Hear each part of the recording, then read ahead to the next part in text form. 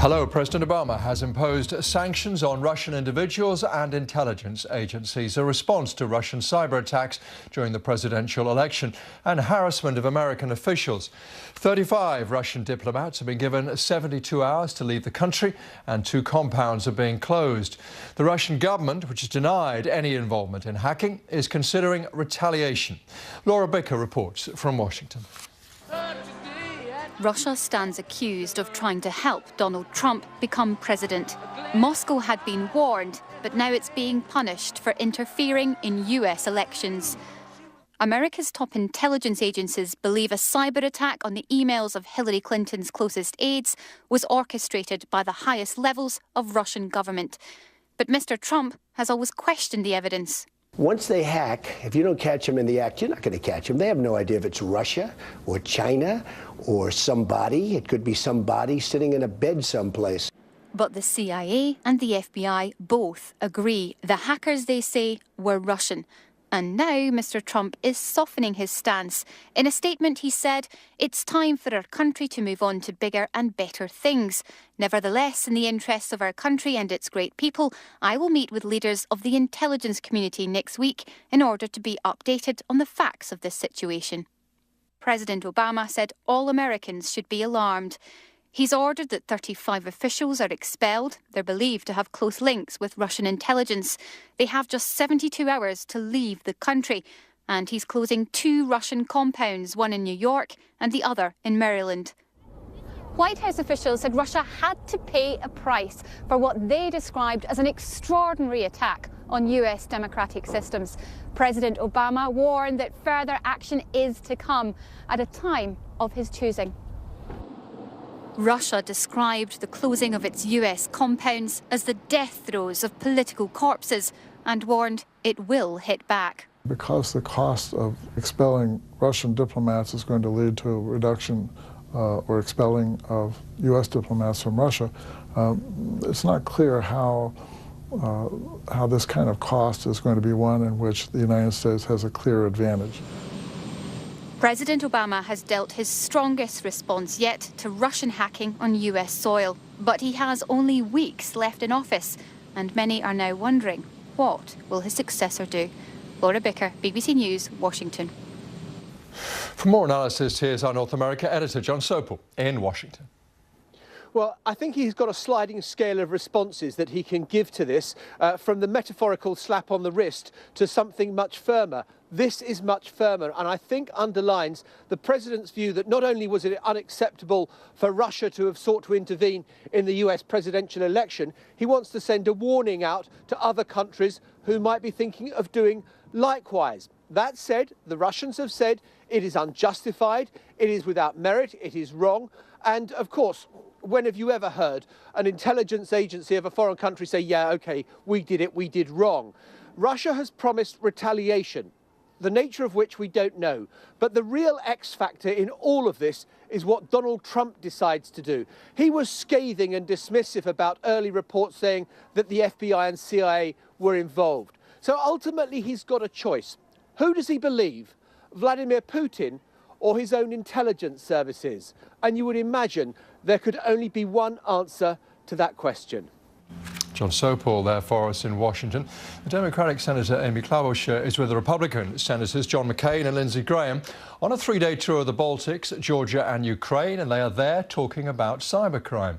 We asked Senator Klobuchar about President Obama's sanctions.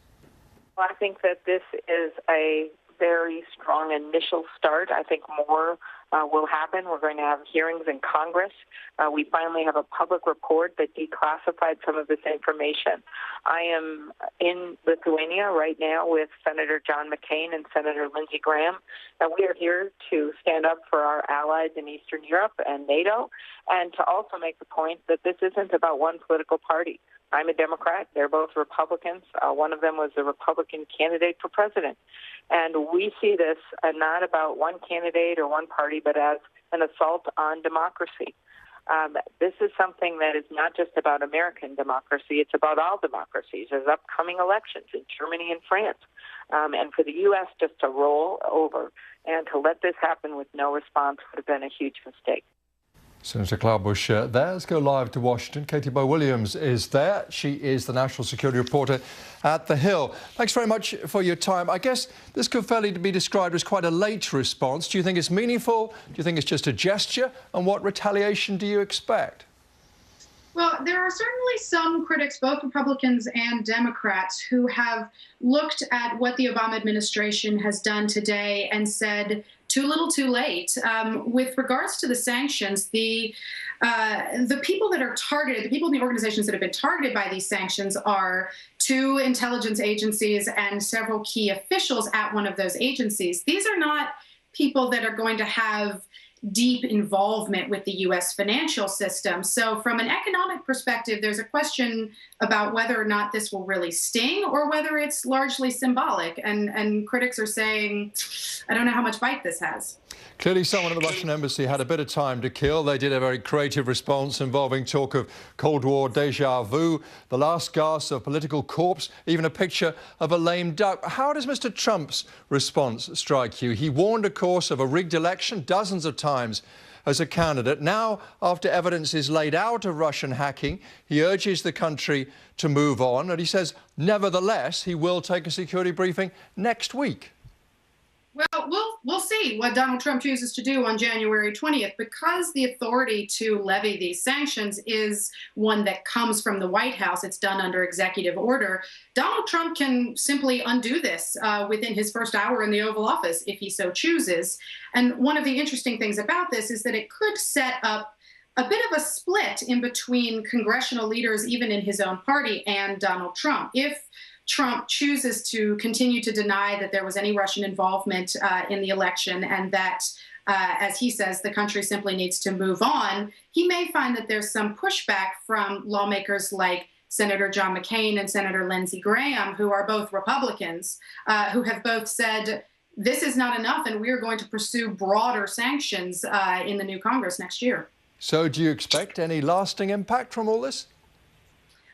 We'll see. We'll see what, at this point, it's difficult to say. It depends on very much on what Donald Trump decides. If he has these briefings with intelligence officials next week and they are able to convince him that, yes, there was a substantive, meaningful effort by the Russian government to interfere in the election, and he determines that that is something that requires a U.S. response, you may see him double down. Conversely, if he continues in the vein that he's been going in, which is this didn't happen, and this is an attempt by the Democratic Party to delegitimize my election, you may see this boil down to a fight in between Trump and Congress.